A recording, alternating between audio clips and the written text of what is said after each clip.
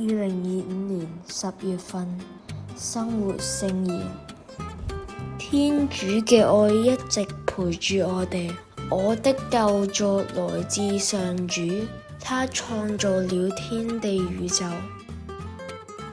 天主愛我哋，佢創造咗天地萬物，賜俾我哋一個好嘅家。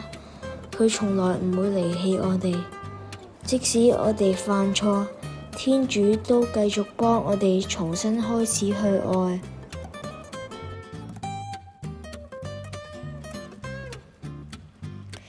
係嘅，天主創造我哋之後，一直陪住我哋，幫助我哋學習點樣同人哋和諧相處，同世界和諧相處。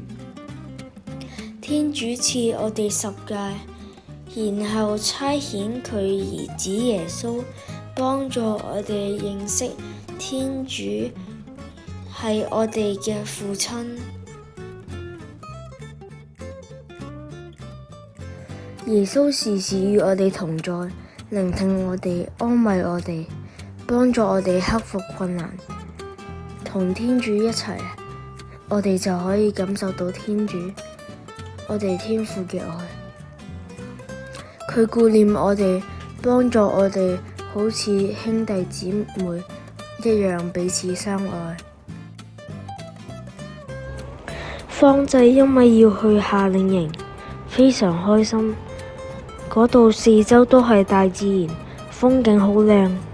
儘管佢係第一次離開父母，心裏好驚，但係仍然不急及待想去。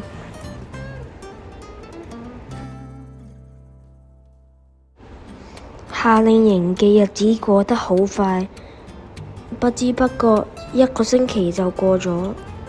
佢返到屋企後，媽咪問：夏令營點樣啊？佢答媽媽：好好。